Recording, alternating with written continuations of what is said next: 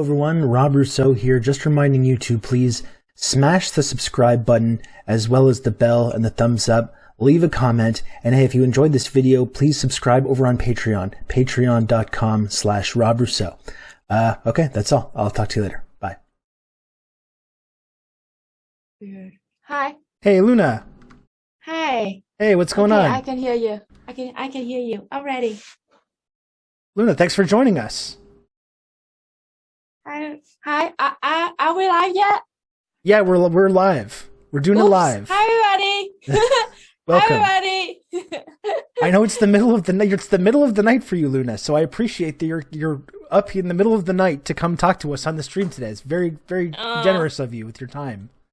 Hi. My sleeping schedule is very crazy. Yeah. So Sounds like so it. it's kind of sun like the summer in Vietnam, and it's very, very hard. So I went to sleep usually at 4 or 5 p.m. and I usually wake up very early. Okay. Every morning. So like I sleep in the hottest time and wake up and work from very early. So Okay. it's not That's actually smart. a big deal for me. That's smart. Do you need to see me? Would that help? I'm just wondering if I start my video here, can I hide myself? Hide self-view. Can you see me? I can see you, yes. Okay, good. So now I've hid myself, so that's good. Okay, great. Okay. Excellent. Yeah, so thanks so much for joining us again, Luna. Do you want to just like take a moment to introduce yourself? I think most people in the community are familiar with you already, but for anyone that's new, that's not familiar with the work that you do over on YouTube, why don't you just let everyone know where you come from and what your background is? Sure. Hi, everybody. I'm Luna. I'm a Vietnamese communist born and living in Vietnam. So you can hear my accent. So like, right? I run a YouTube channel named Luna ơi. I usually talk about, like I teach you how to make Vietnamese food, and also I have traveling vlogs to show you about all the traveling videos in Vietnam that I did. Sometimes with my partner too, and just to show you to see the true image of Vietnam to an actual Vietnamese native. And of course, I talk about politics, or I explain to you the very simple thing about Vietnam, such as how our unions work, what is our like election system, something like that. And I also debunk all the misinformations and all the lies and distortion by the anti-communist and neoliberals about Vietnam. Yeah. Thank you so much for having me. Yeah, everyone's very excited to see you. So Luna, the reason I wanted to talk to you is because there's been a lot of very strange arguments that I've seen online amongst these kind of like online leftists recently. Yeah. I thought it was pretty like non-controversial to say like, no, we shouldn't embrace the Canadian or the United States flag. I'm based in Canada, but we talk about the United States a lot. I didn't think it was really very controversial to make these kind of claims. Yes, we should reject these kind of nationalist symbols. There's also been a conversation lately about land back and the idea of giving land back to indigenous people. And you see people like kind of proclaiming themselves to be sort of leftists that are all of a sudden pushing back on this idea, talking about land back and how it's not Marxist, or it's somehow not having all kinds of weird, distorted ideas. Privatization of land. It's privatization, exactly, of public lands. Really, I find it really strange, but you've been putting together some really, I think, great threads about this to openly talk about these issues. And I know you had a really crazy weekend of a lot of people getting very upset with you in what I thought was kind of a very inappropriate way.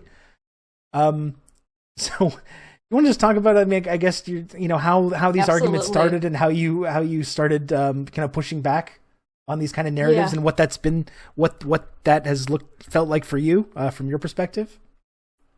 Okay, so at first, what do you want to talk about first, the land back or the symbol of the empire first? Well, I think going from where the conversation started, I think all of these kind of conversations started around this idea of like, oh, I can be a Marxist Leninist and an American nationalist.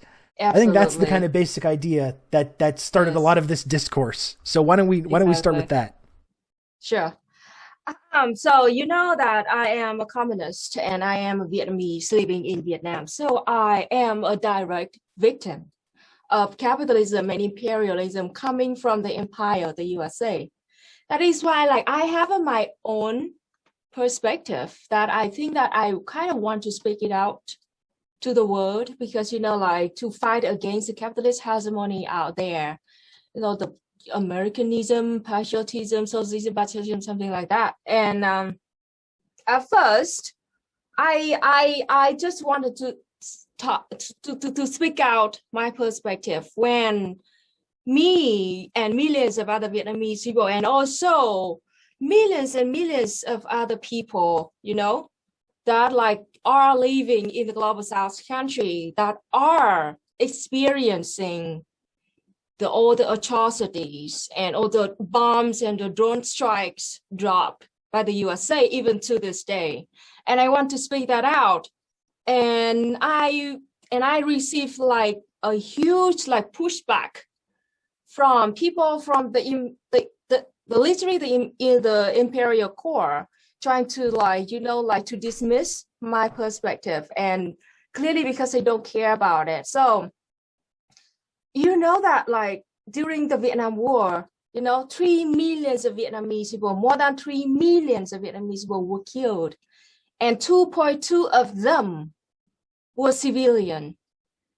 Yeah. And and all the atrocities that were committed by the USA under that exact same flag.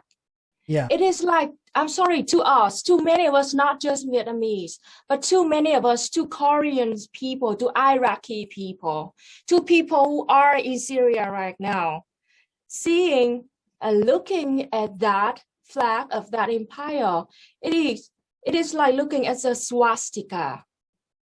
Because our whole life, for generation, we've been brutally genocide by that empire, and then like it hurts. It is painful for me to see the people in the imperial core that I consider my comrades. They call themselves leftists, they call themselves Marxist Leninist. And it hurts for me to see those people proudly waving that swastika flag. And somehow we have to embrace them. Like I can't wrap my head around that idea. That is why I just want like, hey, maybe you should rethink about that, because that symbol to us is genocide. It is death. It is atrocities. It is decades of war and bombs and toxins. There are a total of 5 million victims of Agent Orange in Vietnam. 1 million people died already. And even to this day, the 4th generation of children in Vietnam still being born with a birth defect from Agent Orange. And Vietnam, we've been suing the USA and 34 companies who provided those toxins to the USA in the Vietnam War. But none of the court, at least 3 or 4 courts in the USA just refused to listen to our case, even though it is an obvious case. Everybody freaking knows what the USA did with the toxin in the war, but we lost. Meanwhile, in the 80s and the 70s and 80s, after the war like that, those companies in the USA, they already compensated for the veteran, the Vietnamese veteran, paid them a lot of money for exposing those veterans with the toxins, but only the American lives matter, I guess. Yeah. And even to this day, the USA didn't even recognize that they use toxins in Vietnam, not even like compensate for it or not. And the main reason why Vietnam sued the USA, not because we want your dollar, because we know for a freaking fact that the USA not gonna do it. We just want to raise the awareness of the world about the war crime that the USA did for decades. Yeah. In the land of Vietnam. Yeah, and like you mentioned how such a high percentage of casualties from the Vietnam War were civilians. But it's important to point out too that even the non-civilian deaths in Vietnam were people that were defending their their homeland from colonialism. They were defending they were fighting colonialism. They were fighting the United States, an arbitrary invasion by the United States. And many of these folks had been spending the previous few decades fighting the French and fighting the French colonialism as well. So I think that's an important distinction to make as well. Another thing I want to always mention when we talk about this, because again, I'm in Canada, and Canada not participating in the Vietnam War is kind of used as an excuse by people in this country to talk about how we're kind of superior to the United States, that we have a less genocidal foreign policy, a less imperialist foreign policy. But, Canadian corporations were manufacturing the napalm and a lot of other chemicals that were being used by the U.S.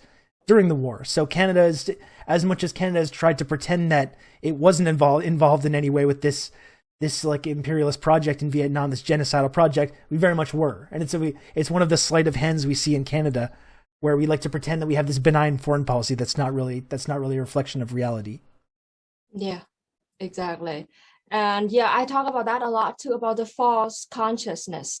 It is very important, the most important thing for the working class, especially the working class in the imperial core right now, is to build class consciousness. And what is the biggest obstacle to build a class consciousness? It is false consciousness. It is not just not having any class consciousness, it is false consciousness. Literally, the false consciousness is pushing you away from having the actual class consciousness. And in the USA right now, those American patriots, they are forcing a false consciousness. They are enhancing the false consciousness coming from the decades of indoctrination in the education system and the Red Scare propaganda in the US. I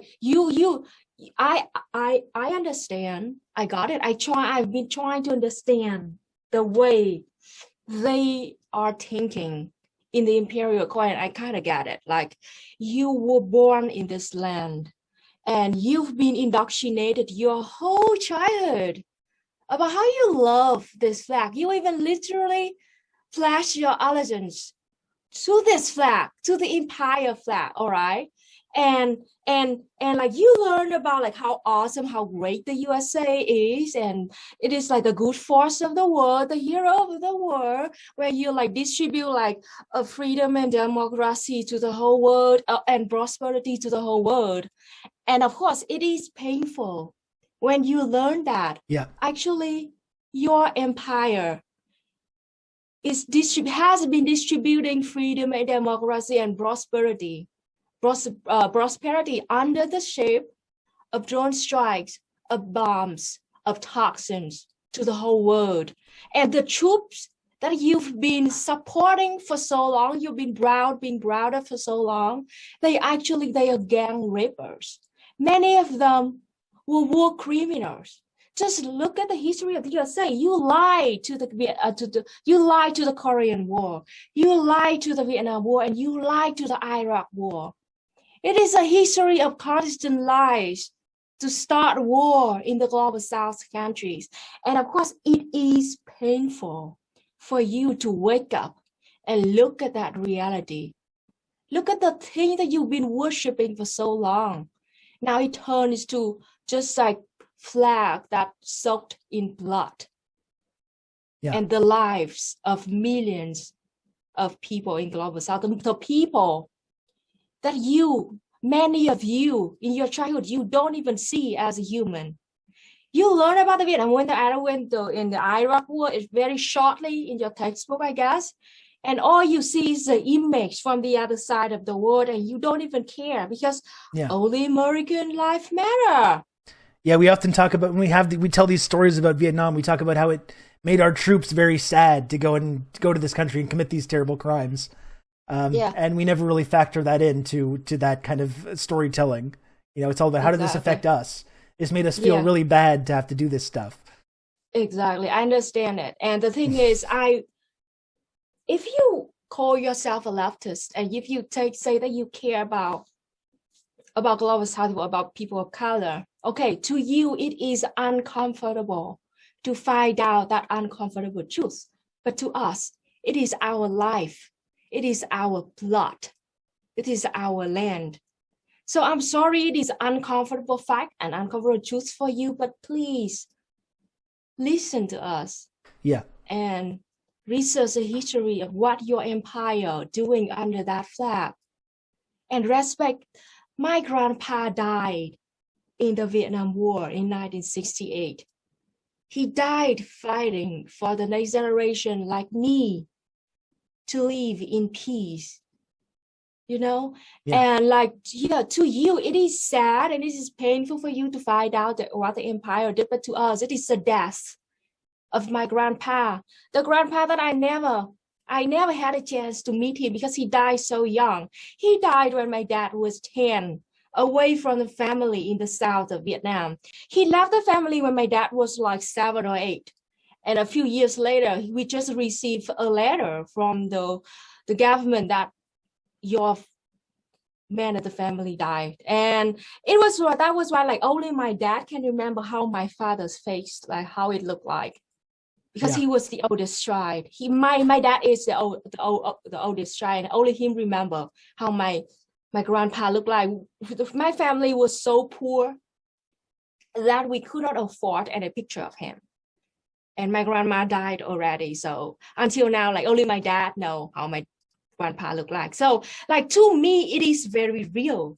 Even though you're watching me from the screen on the other side of the earth, but to me, it is very real, that atrocity. My family is the victim. So I cannot stop you from using that flag because I cannot have any power over you. I just want to tell you, okay, this is my perspective. This is our perspective. And can you please consider that and find maybe a better solution? And we cannot stop you from waving that flag proudly. We cannot. But just once you decided to still wave that swastika flag to us proudly, do not reach your hand toward us and expect us to hold it with all of our heart. Yeah. To do any movement with you. Yeah. I do. The thing, when I try to have a little bit of understanding with this stuff, I think one argument that people make is that for people that have grown up in this, being indoctrinated in the system, living in the imperial core, I think if like for instance, if you go to a protest and the people that are trying to be there, trying to do the right thing, trying to support things that they believe in, and they're waving the American flag or the Canadian flag, that it can be alienating to all of a sudden start screaming those people, "Death to America," and all this stuff. And I understand a little bit that some people need their hands held a little bit more, and that it can push people away if you start, even though I agree with that stance, personally.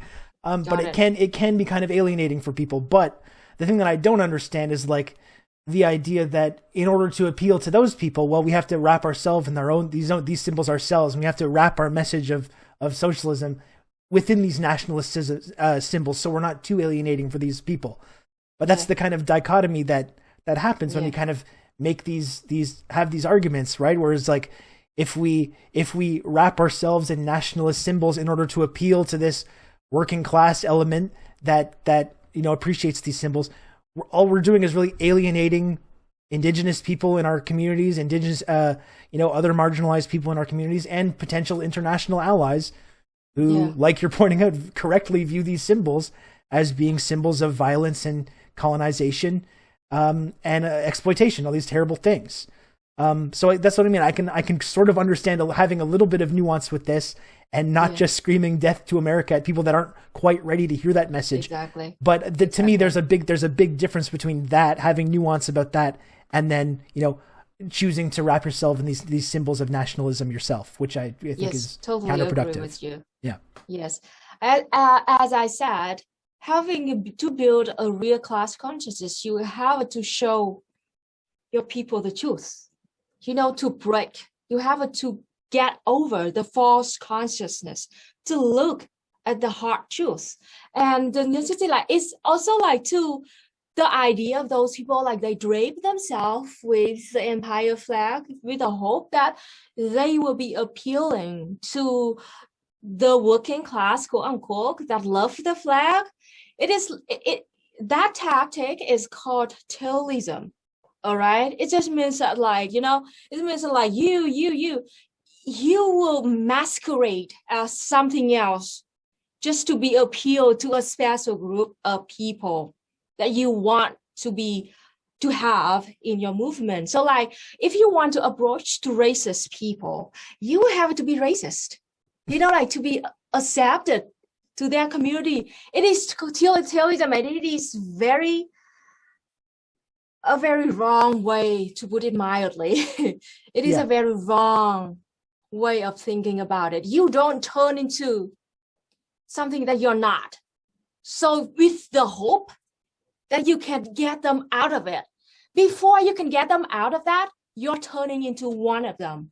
And I'm sorry, if you say racist shit, I'm sorry, if you say racist to people of color to appear to, like, white, cis, male American, somehow working class, yeah, most of them, something like that, it means that, like, you undermine, you know, the understanding, the working class. You assume that all the working class as bad as that.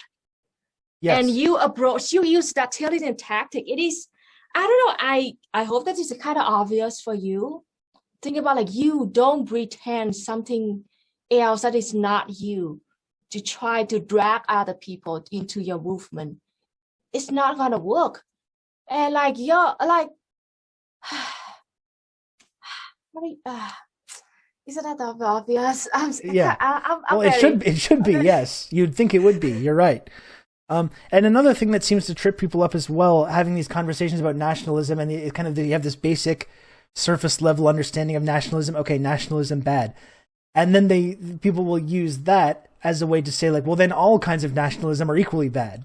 Where you have, like, black nationalism, or, you know, Latino nationalism within the United States, or revolutionary, or revolutionary nationalism in places like Vietnam or the developing world, and say that, oh, this is all bad, and all these things are bad nationalist movements, without making the basic distinction that nationalism in the imperial core from these former colonial countries bad, whereas nationalism can be used as, like, a revolutionary tool in colonized world, in the third world, in order to, like, achieve this kind of national liberalization. Like, Vietnamese nationalism was a huge driver, a huge motivating factor in a whole generation after generation of Vietnamese people fighting against French colonialism and American imperialism, right? And people still seem unable to make this distinction. They say, okay, nationalism bad, then it's bad everywhere, but they can't make this basic distinction about third world nationalism and imperialist nationalism, right?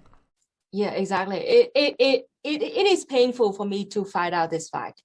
So you know, like, I just made a video about nationalism, and I explained to my audience about the left-wing nationalism, right-wing nationalism, and the difference between the nationalism of the oppressed people and nationalism of the oppressive people. That is, like, this is a very important and very big nuance that I want all of you to at least, like, wrap your head around this. The nationalism of oppressed people, it means liberation and equality, self-determination, and we want to be free from the oppressors. That is it. And our liberation nationalism, left-wing nationalism, Vietnamese nationalism, is very compatible with internationalism, because our goal is that, as simple as just, like, you know, Marx said in the Communist Manifesto, that in order to have an international movement, place by place, the oppressed people will have to form some kind of movement inside their border to fight against their own country's oppressors and colonizers, to build their own small movement first. And time after time, with more and more people from a special, within a border like that, we join together, and we will, like, dismantle the borders to join the international movement as that. And even Fidel Castro said in one of the videos that you can easily find on the internet, that, like, we are communists, we are Marxist-Leninists, we are nationalists for our third world country, but we also at the same time, we are internationalists. Because in this world, living to just survive in this capitalist hellhole, where the imperial core constantly threaten our own self-determination and our own freedom, we have to remain some kind of borders to just protect ourselves. But in the world, when we already overthrown capitalism and there's no need for borrow anymore, we would be very happy to take down our flags and happily join the movement to build a whole world without borders, because we don't have any threats coming from the imperial core anymore. We don't think that we are better.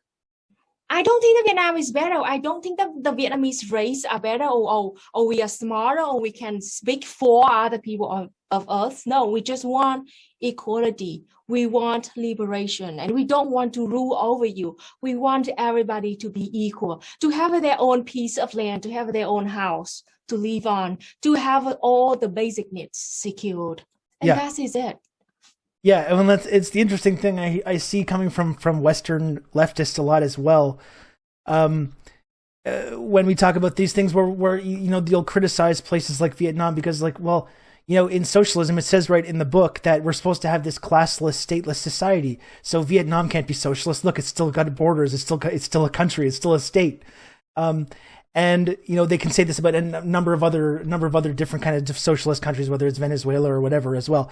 But kind of skipping this step of like it's as long as there's this threat coming from the most powerful nation in the history of the world, the United States, and it's like lapdogs like Canada is, as long as this threat exists, well, then the states are going to need to exist as well, because there needs to be a capacity to defend places like Vietnam from this constant threat, the economic threat and the threat of invasion and this kind of stuff. And this like classless, stateless society that we like to theorize about when we talk about socialism, that's going to be something that's going to happen in the future when this threat no longer exists. But like we're talking about generations before we're going to be able to reach this point. But people say like because Vietnam hasn't just abolished their state entirely, it can't be socialist. But it's really ignoring a lot of really glaring materialist factors that lead to that not being a possibility. You know what I mean? Absolutely. So building a stateless and classless society is our official goal, even written in our official document from the Communist Party of Vietnam. And I have a class about the revolutionary line of the Communist Party of Vietnam that I had to pass if I want to graduate from my university. So every single Vietnamese understand very well about the path that we are walking on. And actually, it was kind of painful for me at first, about 2 years ago, when I made the video Is Vietnam Socialist, because like at first, I was too naive and I thought that everybody would understand this.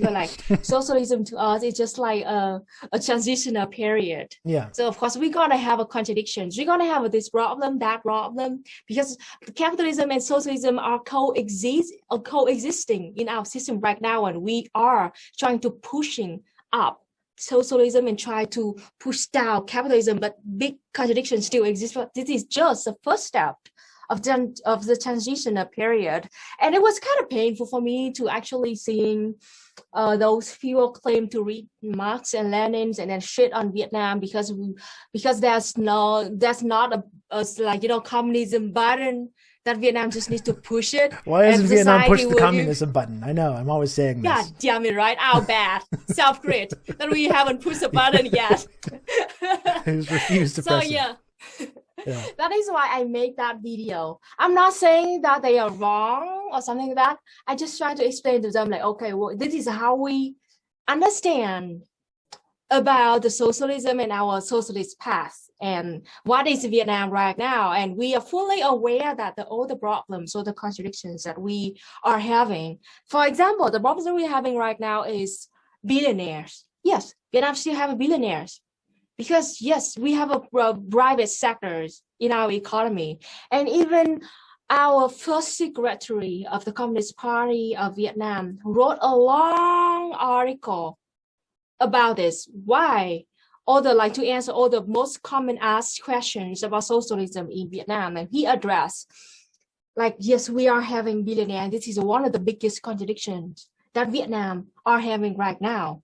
For now, we still have them, but in the long run, we already have plan to, to like, they only can accumulate wealth in certain amount. They cannot be as powerful as like Amazon or like Jeff Bezos or Mark Zuckerberg, because we, believe it or not, the economy system in Vietnam is socialist oriented market economy.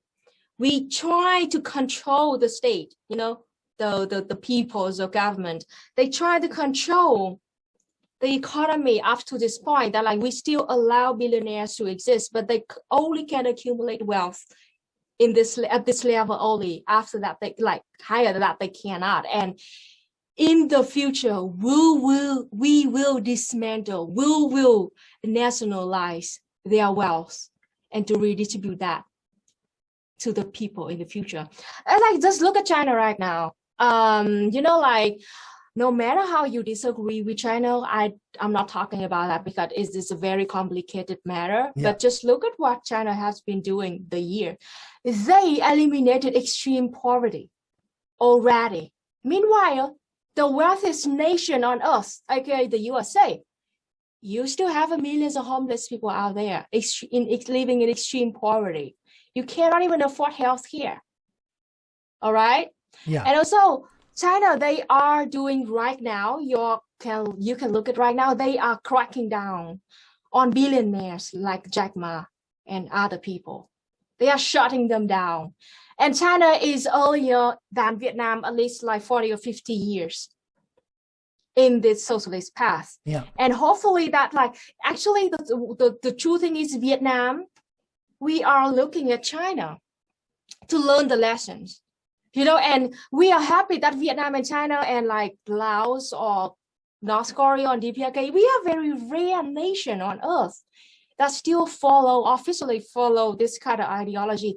And we are showing to you very important lessons of how to start a revolution and then how to run a society after revolution, and what the problems that what the threats from the imperial court that you're gonna receive once you have your revolution.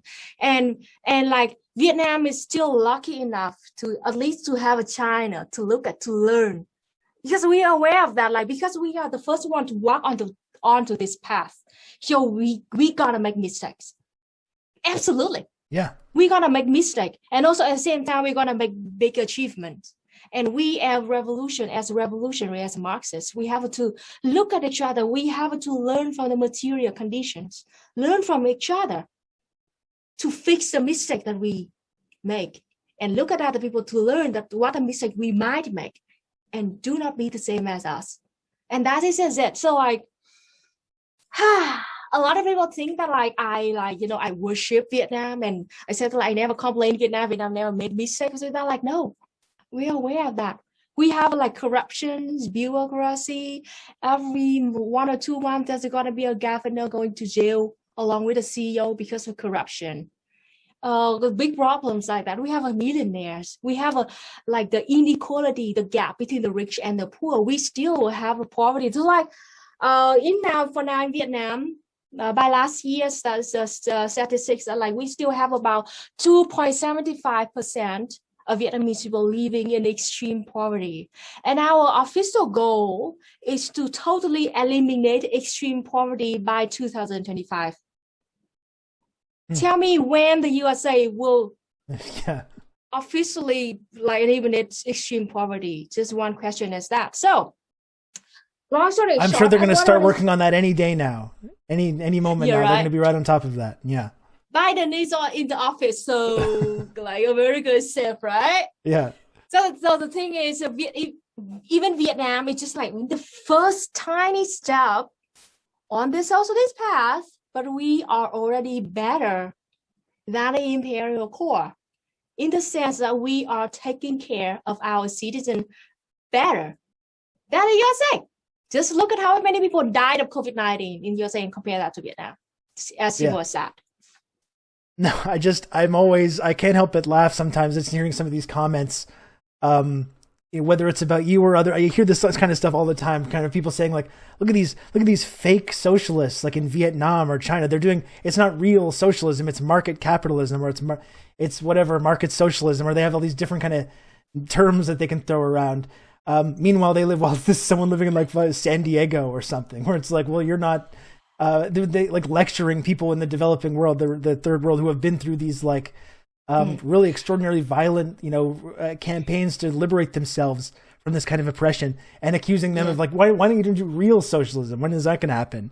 I can't help but laugh about that. But I guess that's what Western chauvinism is about. Yeah, exactly. Exactly. Yeah, but it is chauvinism. Yeah, it is it. And I think it's related to what we're talking about here, Luna, is this idea of land back, and in the same way that a lot of these folks that I think that you've been tussling with lately, will say these kinds of things about Vietnam or China or any of these like socialist nations in the developing world, and talk about criticize nationalism in the developing world, and they've kind of taken that argument and turned it towards indigenous people in Canada and the United States, who are trying to start a movement to get their land back. And I've like we were joking around before, I've talked about this being, it's privatizing public lands, or, they want to create indigenous ethno states. I'm hearing all kinds of really wacky arguments about this, Luna. So do you want to just talk a little bit about your thread that you did about giving land back to indigenous people, and why it is in fact a Marxist concept that we should all be uniting around, that shouldn't be dividing us, but that should be something that should be a central part of our movement here in the imperial core to achieve better standards of living for everybody? Exactly. Yeah. Okay. Like one of the most important step of having a classist stateless society is having socialism, and too many people having socialism means like you have to own the means of production. And what is the means of production? One of them is land. One of the most important means of production is land. All right, that is why land back is to talk about it. Land back is just a step to build socialism. It is a very important step, all right, but it is just a step. It is not even the end goal of land back is not the end goal of every single indigenous people. It's just a step to build true socialism. And because like those chauvinists, they barely understand anything about land back, but they think that because they're white, so they know better somehow, and then they refuse to talk to indigenous people. They refuse just like to ask like, hey, I don't understand this conception land back. Can you like explain this to me or somehow like that? But no, they just straight up like force their own understanding of the ownership of land onto indigenous people. And that is very disgusting and a big ignorance, because I myself, I talk to so many indigenous people from all around the world, from Maori people, I talk to Maori people, I talk to Hawaiian people, I talk to native Okinawan people, all right? And like indigenous people, we don't have the concept of, like private ownership of land. Yeah. Like Hawaiian people, they have the concept of Aina, means the mother. You don't own your mother, all right? You as a collective, you live with your mother, and you need help, and you ask for help from your mother. And you also have a responsibility to take care of your mother. And my Maori people too, they have a concept of like, just like the river, nobody owns the river. When you need water and you need fish, you go to the river and you ask for the river's help. And then you get the help from that river. At the same time, you have to take care of that river too. You don't build any like dangerous dam to stop the river from running. And that is like, this is a very like, or dump toxic chemicals into the river. Exactly. That poisons everyone. Exactly. Yeah. Vietnamese people, like my people been living in our land for at least 6,000 years. I literally come from the town, Dong Son town, that we have a Dong Son civilization that existed in this land for over 6,000 of years, and we live as tribes, the Viet tribes people first.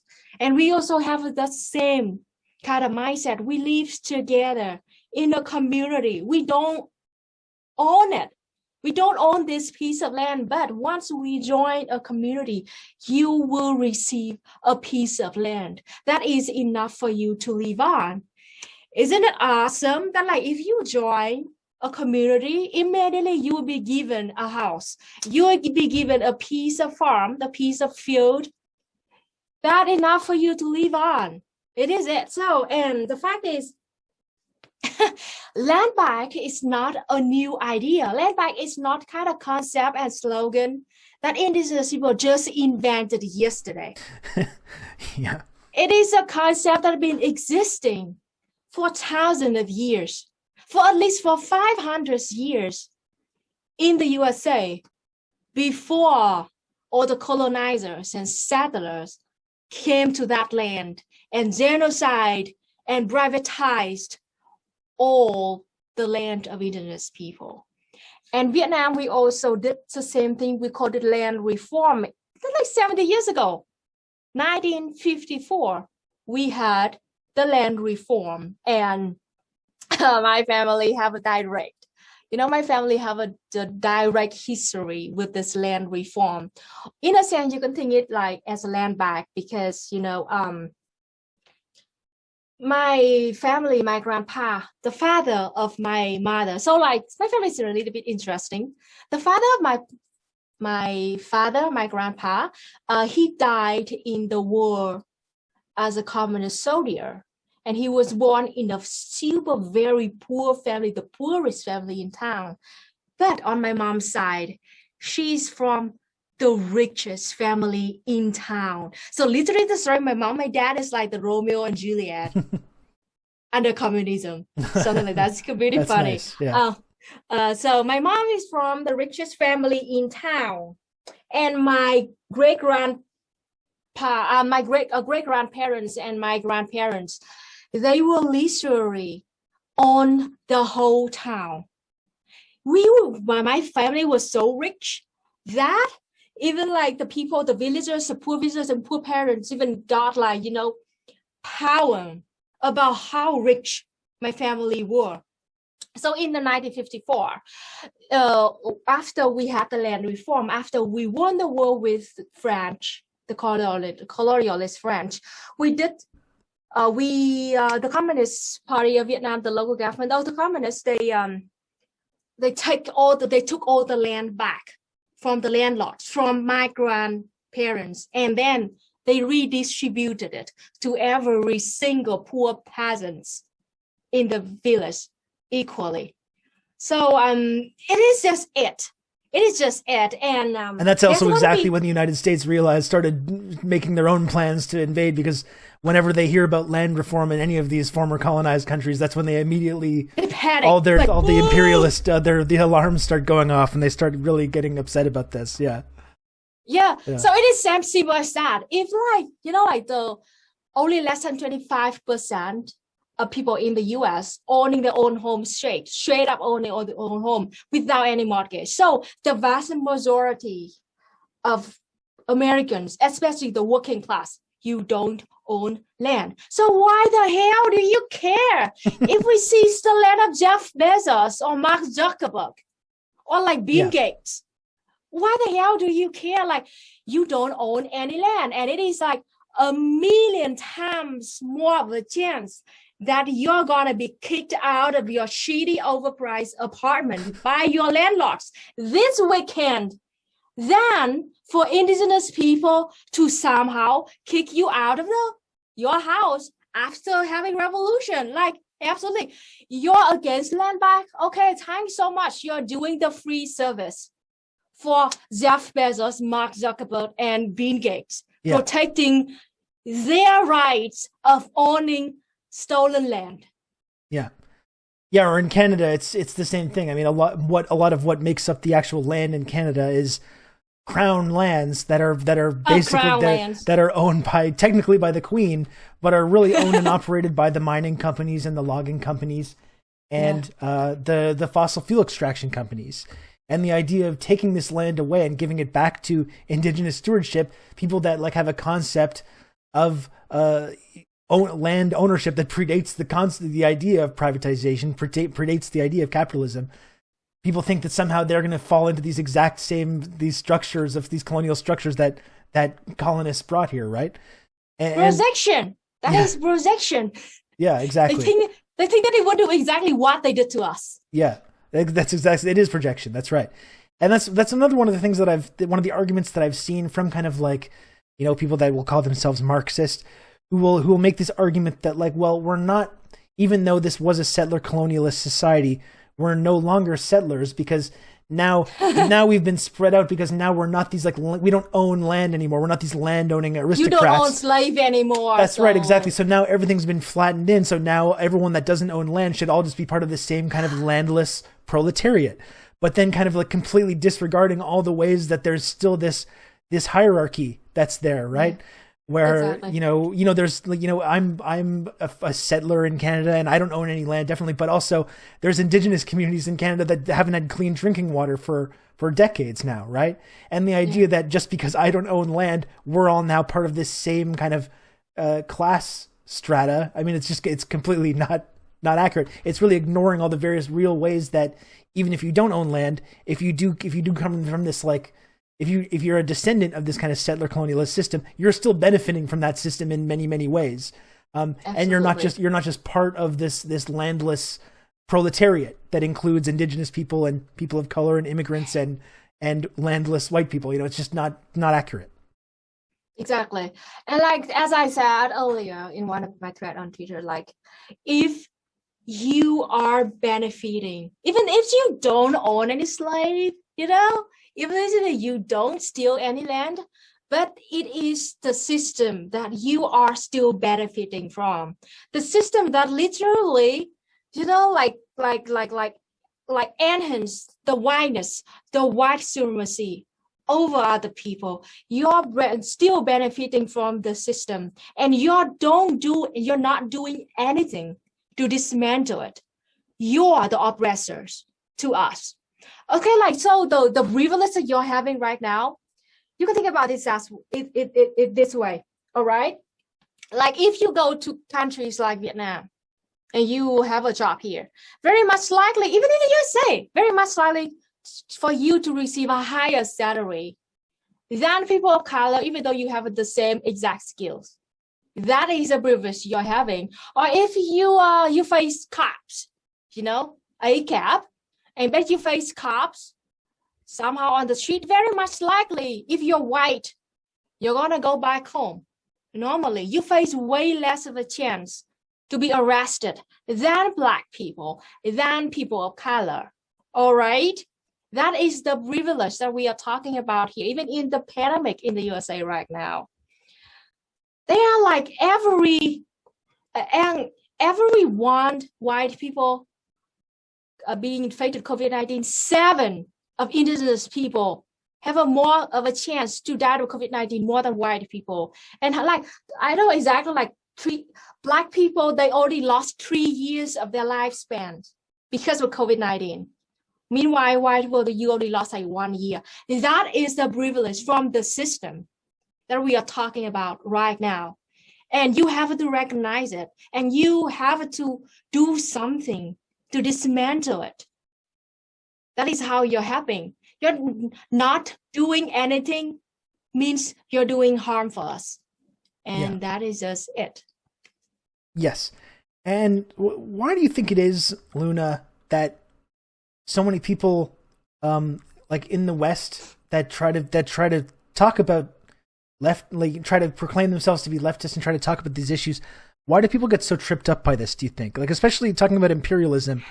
If you just said like Che Guevara is like a very common figure that a lot of people have drawn a lot of inspiration from. And Che, when he talked about imperialism, just like couldn't make it any more clear that it's the most kind of basic thing. It's like the most basic fundamental part of being a socialist, right? That you need to accept and adopt. And it's like, it's really not tricky. It's not that tricky to be an anti-imperialist. Yet so many people, I feel like, seem to get tripped up by this, that still they'll make exceptions. They'll say, of course, I'm anti-imperialist and I'm against these these wars of aggression and I'm against the military industrial complex, but then time and time again they'll make these kind of excuses, they'll make exceptions. Whenever stories start coming out in the media about human rights or whenever this kind of campaign starts to these sort of regime change operations, they'll always kind of get sucked into it. So why do you think it is that so many people in the West do get fail this kind of basic test of anti-imperialism? I thought about this a lot, and this is my explanation. There are many reasons for it, and I'm just trying to wrap my head around that, to learn to study about it from the outside perspective. And I think that one of the core reasons why a lot of Westerners they fail the anti-imperialism test is that because of the decades of indoctrination over there. The USA and the imperial court, you spend billions of dollars to just indoctrinate you. So of course they succeeded, and also at the same time, it is white supremacism. It is whiteness that like white people, again, as I said, they think they're smarter. They think they can speak for the whole world.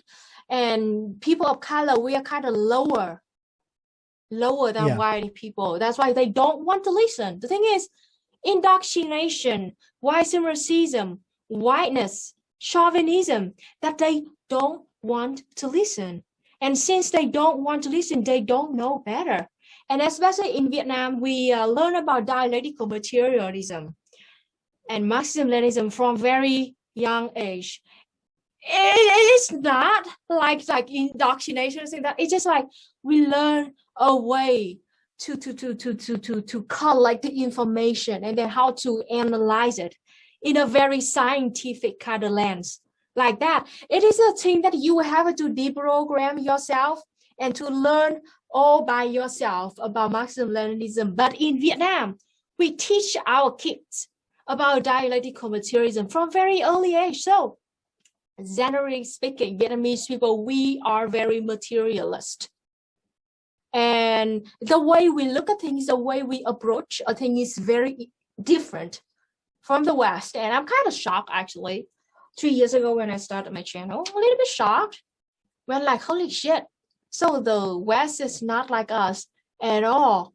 And I have to explain a very simple concept to me. But now I have to explain it very carefully to you because I found out that you don't have that kind of same education as us. I'm not saying that I don't blame you. I'm sorry, just don't get me wrong. Yeah. I'm talking about the system there. The system that intentionally block the knowledge from you, intentionally teach you what to think instead of how to think. They like hide information from you. Just look at like, what did they teach you about Thanksgiving? As simple as that. Yeah. Yeah, that was when the settlers and the indigenous people, they came together and they shook hands and had a nice meal together and they worked together in harmony. Yeah, that's right. Yeah. Like how much of indoctrination you are, because like they haven't lied to you. So you have to, so you can love the flag and you can love the idea of an empire on the stolen land. They have to, of course, file the excuse for it. And I was shocked, even though I was born in Vietnam. This country is supposed to be authoritarian and dictatorship, blah, blah, blah. But I was shocked when I know that every single day in America, students have to, to swear to bless the allegiance to the flag, to the literally piece of cloth. It was like, what? Really? No, like, we don't do that here. Yeah. Well, Luna, that's exactly why the one of the taglines for this stream is "You're not immune to propaganda," because it really is an interesting phenomenon where I think people that grow up in the West really, really unironically believe that, like, well, we have problems with the media and everything's not perfect, but at least we don't have this kind of intense propaganda. You're free thinkers. Yeah, we're free thinkers. You're free thinkers. That's right. Yeah, we don't have this kind of propaganda like these authoritarian places like the DPRK or Vietnam or China or any of these places. China. When really it's just the reality is that if you live in the West, if you grew up in the West, you grew up in like the most sophisticated, advanced propaganda machine ever devised throughout all of human history. That's what people aren't able to really like wrap their minds around. Because they think that they're impervious to this. Like I would know if I was being lied to, if I was being propagandized to. But that's not the reality is that they don't. Yeah, exactly. You would know. Yeah. So let's say in Vietnam, like we say, like we have the consent. Like okay, when we teach Marxism, Leninism, we teach capitalism. We say that okay, you're learning about Marxism, Leninism, the idea of communism. Okay, you're learning about capitalism, and this is it. So like we are very straight up saying that like you're learning about this. All right. And we learn about both capitalism and Marxism at the same time. Meanwhile, in the West, they teach you capitalism without telling you that, okay, this is how capitalism works. All right. But you give you an enormous amount of red scare propaganda about like how terrible communism is, how terrible Marxism is, without explaining what it is. Yeah. I mean, that's why we have these reactionary movements in Canada and the United States right now that think like Justin Trudeau and Joe Biden are communists, right? That's how little knowledge people have about like what these things actually are. It's completely ridiculous. It's very Justin strange. Trudeau, I mean, yeah, the communist. Even agents. liberals in Vietnam hate Justin Trudeau. This is how bad is that? Yeah. Exactly. Well, and just I know you have to go soon, Luna. I don't want to keep you too much longer. Just the final thing that I wanted to talk about when you talk about this kind of idea of how nationalism is bad and all this kinds of things, especially in the imperial core. Because I saw people criticizing you this weekend saying, well, you're married to an American, so you say you hate America, but you're married. But it's like, that's not how any of this stuff works. It's like, yes, death to America. Yes, America's bad. That doesn't mean that every single person in America is completely irredeemable. Many of my friends are American. It doesn't mean, while I might agree that America itself is an evil country that needs to be, overthrown in Minecraft, that doesn't mean that like every single person is completely irredeemable or should be completely disregarded or shouldn't be part of your lives. It's a really weird argument I think that people have been making about this. Yeah, I don't get it. Like, again, I study dialectical materialism from a very early age. So it's kind of simple for me to think about some kind of topic with a very like comprehensive and historical perspective. Comprehensive perspective, it just means that like we have to learn from a topic from as many aspects as possible, from as many perspectives as possible, and also historical perspective when we learn about how that topic, that kind of subject developed over time. So when we say like death to America in Minecraft, we mean like to dismantle the system, to dismantle capitalism, to dismantle the oligarchy that has been running the empire for centuries.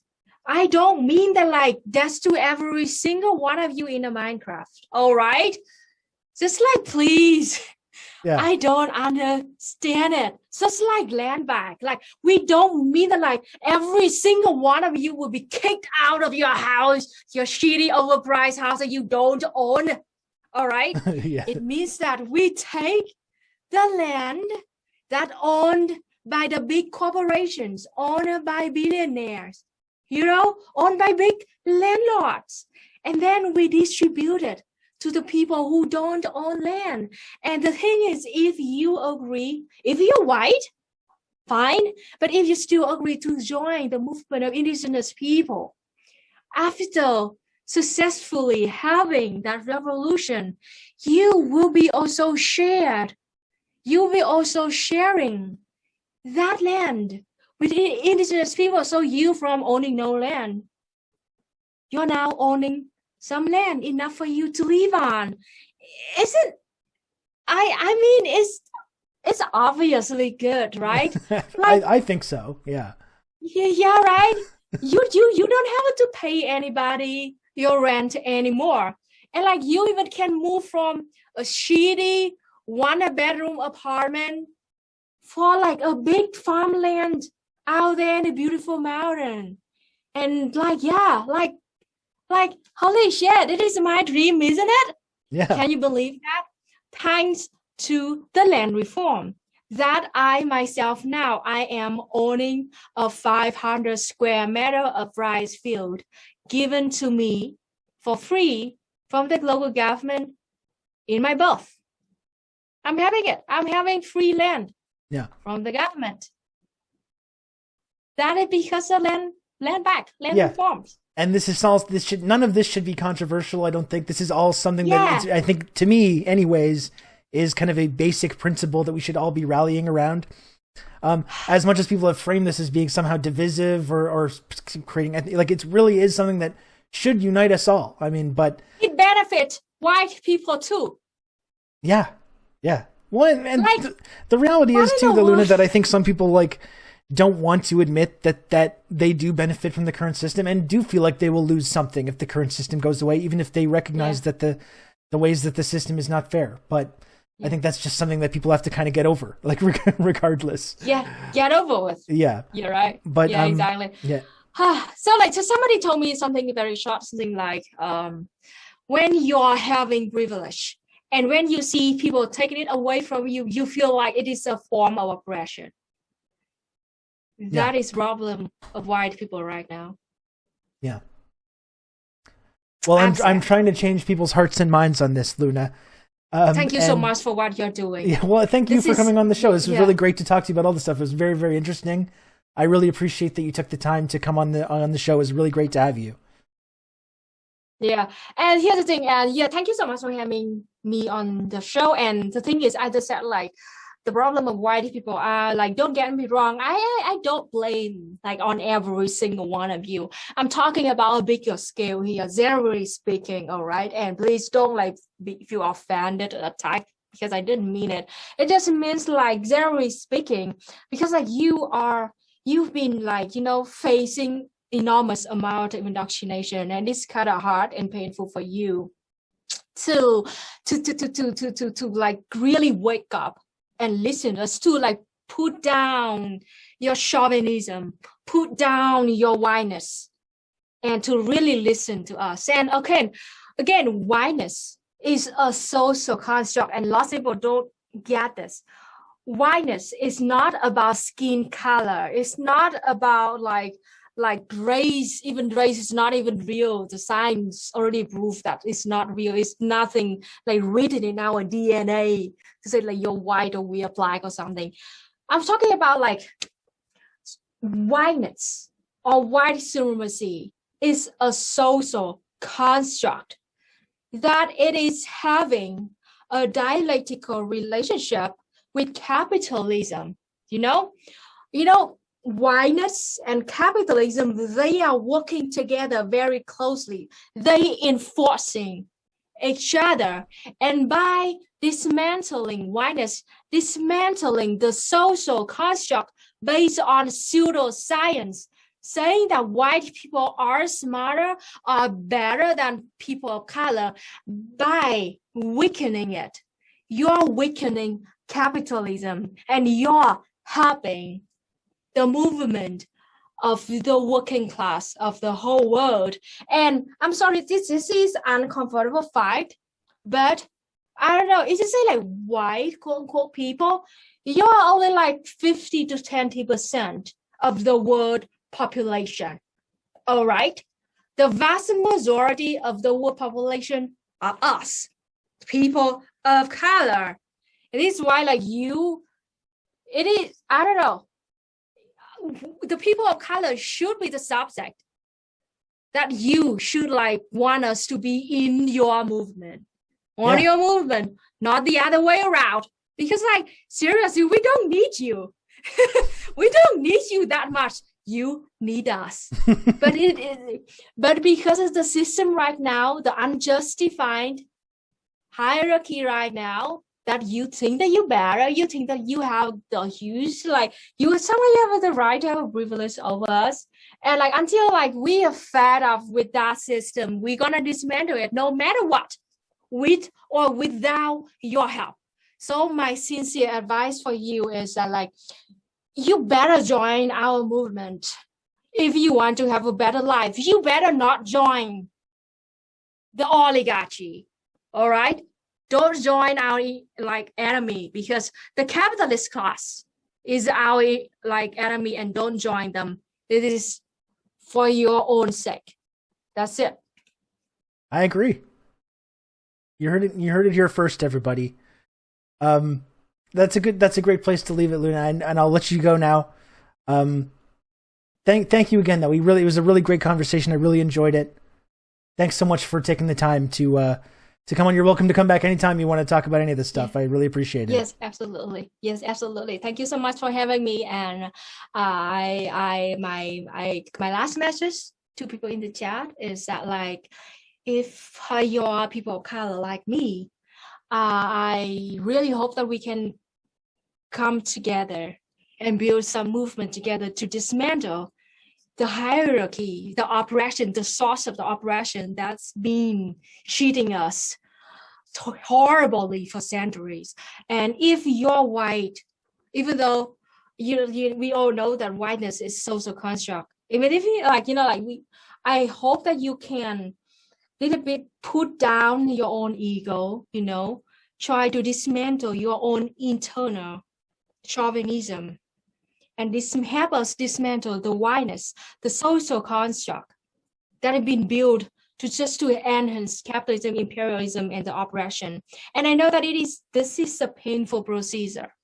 The cognitive dissonance, it is very painful, and lots of you many times just want to take the blue pill, go back to your dream world and not look at the reality of the world. But you can't do that because, as I said, it is uncomfortable for you, but it is our life. This is our blood and flesh. Yeah.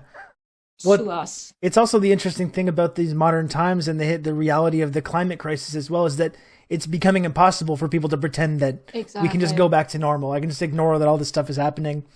We can just go back to our normal. There is no going back. There is no going back to normal, right? Yeah, all these contradictions are just continue to, are going to be continue to be heightened. All these class conflicts are going to become even more obvious to everyone. All these contradictions. So it's not even really an option. So everyone's just going to have to get on board, I'm afraid. Yeah, exactly. Yeah, exactly. And the first step, by giving the land back to indigenous people, you're protecting the environment. So you're helping us. That's exactly why it's tied together. Yeah, exactly. You're exactly you're helping us. You're helping us to stop the capitalist corporations, the billionaires, to pollute. You're stopping them from polluting our environment more and more. Just that, you're helping your own self by helping us. Absolutely. Well, thanks, Luna. It was great to speak to you. We'll talk again soon, okay? Yeah. Bye-bye. Bye-bye. Say bye to Luna, everyone. Bye-bye. Bye, Luna. Oh, man. Luna, everybody. It was tremendous. Oh, my goodness. What a wonderful conversation with Luna. Really, really enjoyed that. I hope you guys liked that.